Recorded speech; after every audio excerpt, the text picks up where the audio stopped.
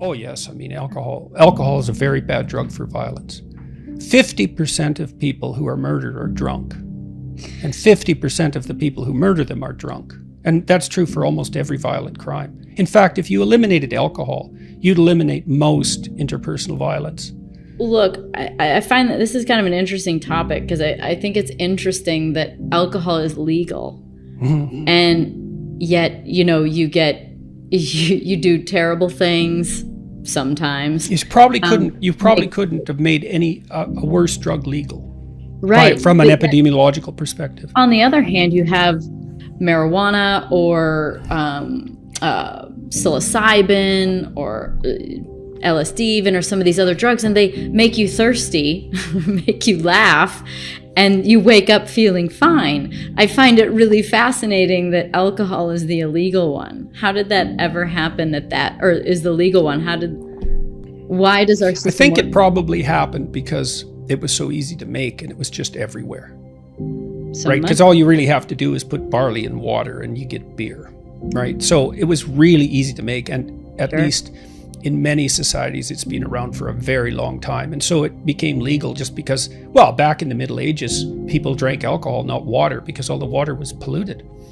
Right. Right. So that's the reason, but it certainly wasn't a consequence of evaluating the drugs by their comparative risk and rank ordering them and making, the least harmful legal. It wasn't that at all, because alcohol is unbelievably dangerous. I mean, about 10% of people become addicted to it one way or another. Really? And far more people than that abuse it. Yes, at least once in their life, yes. Yeah. It's really bad. I studied alcohol for years. It was my subject of my PhD. We were interested in what factors made alcoholism hereditary, because it does seem to have a strong hereditary component. And what we basically concluded after doing a tremendous amount of research was that people who are prone to alcoholism, at least one type of person who's prone to one type of alcoholism, got a very, very powerful stimulant effect from the alcohol during the time that their blood alcohol level was ascending in the 10 or 15 minutes after they took a drink, especially if they took a large drink fast or multiple large drinks fast. You can probably tell, by the way, if you're one of these people, if you want to go do this in the bar the next time you go on an empty stomach, take your pulse, write it down, drink 3 or 4 shots fast, wait 10 minutes, take your pulse again. If it's gone up 10 or 15 beats a minute, look out, because that means alcohol is working as a psychomotor stimulant for you. And we found that for many of these people that was an opiate effect. What seemed to happen was that when they drank alcohol fast, they produced probably beta endorphin, although we were never sure. It can be blocked with naltrexone, which is an opiate antagonist.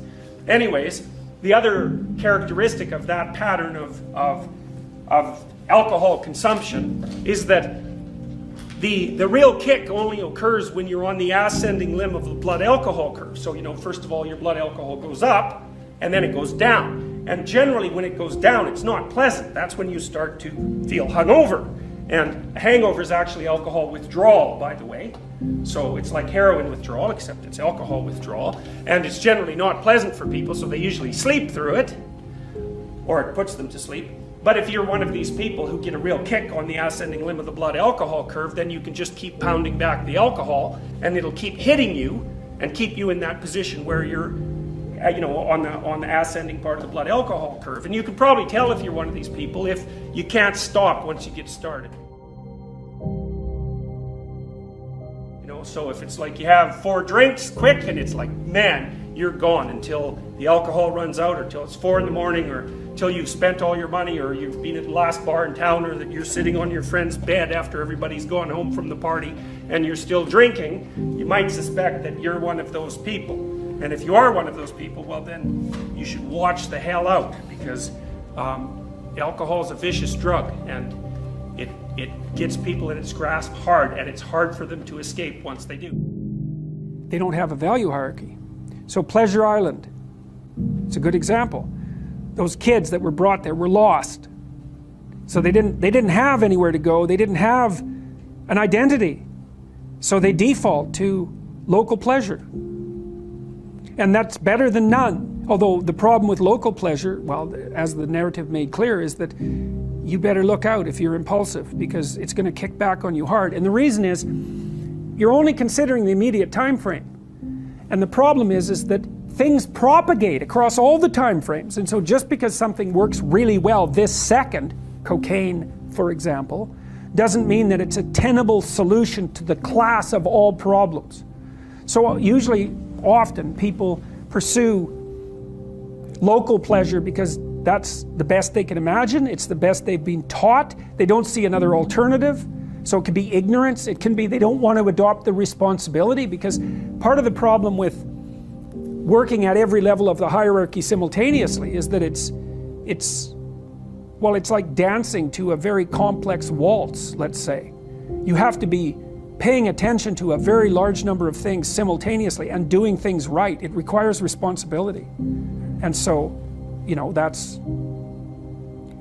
it's a pain, it's a weight.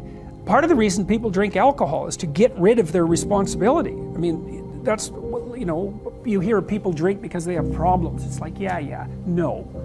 Some people drink because they're anxious, and alcoholics drink because they're in withdrawal. But young people drink because they're sick and tired of being responsible, because it's annoying. It's like, so I'll drink enough, I won't care about the medium to long-term consequences, because alcohol, that's exactly what alcohol does. It doesn't make you ignorant of the medium to long-term consequences, but it makes you not care about them. And partly it's because it dampens anxiety. So it dampens anxiety, leaves your positive emotion circuits intact, so then you can go out there and do stupid fun things. And that's a party, really. Let's go do stupid fun things. That's a party. But the medium to long-term consequences it's risky. It doesn't mean you shouldn't do it, but it's risky. So, yeah, they don't know better. That's the answer, I would say. Like, make a plan. I would say do the future authoring program, you know, because it isn't that you're trying to avoid booze exactly.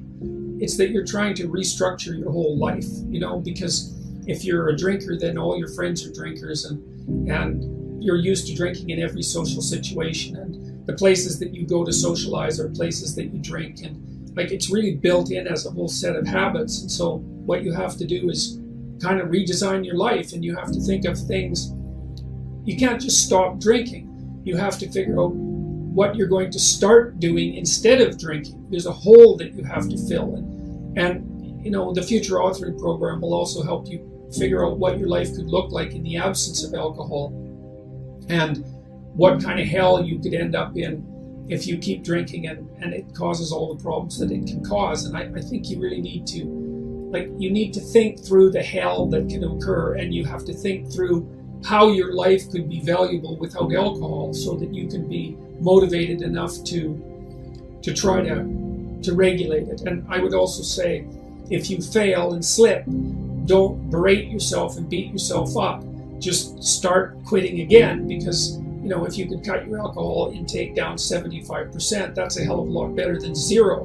And often people go all or nothing, just like they do when they're quitting cigarettes. And, you know, they'll quit for a month and then have a cigarette, and they'll say, oh my God, now I've broken the pact, and then they'll smoke a whole pack and they'll be smoking again. You don't have to do that. You can just decide that you slipped and that you're going to get back on the wagon again. And, you know, it can take a long time, but I do believe that you need a better vision of life, right? You have to find something to do that's better than alcohol. And that might take some real consideration, especially if alcohol is a very potent drug for you. And I would also say, don't hesitate to try the naltrexone. It's got a pretty decent clinical history, and it's basically harmless. What's the best way to stop drinking alcohol and start doing my best in my psychology degree? It's affecting my study, but I can do very well if I stop. I'm 26. Well, Paul, what I would say is, I think you should do the future authoring program, and you should really concentrate. There's a section in it that helps you determine what your positive view of your future would be, but another section that helps you determine what would happen in your life if your negative habits got out of control. And one of the things that can really help you control your alcohol intake is to really, really think through you're giving up and where you could be in 5 years if you don't get it under control. And a proclivity to alcoholism can be a really vicious thing. You know, lots of people get dragged down into the mud by alcohol, excess alcohol intake, especially if they're sensitive to the opiate response that alcohol can produce. And you could tell that if you, when you drink, you know, you get alert and let's say more enthusiastic and energetic, and then you don't want to stop drinking. That's definitely a bad sign with regards to developing alcoholism. So I would say you need to figure out something that's more important to you than drinking. Think through very hard the negative consequences of continuing it. You're at about the age, 26, where you should stop. I mean, guys who are going to stop generally start to slow down pretty intensely around that age. You know, also treating your psychology studying as a full-time job can also be helpful. So, you know, get up at 8 in the morning or 7:30 in the morning and start hitting the books by 9 and put in a 6 to 8 hour day. And then even if you do keep drinking, at least you're moving forward. So that's what I would say about that.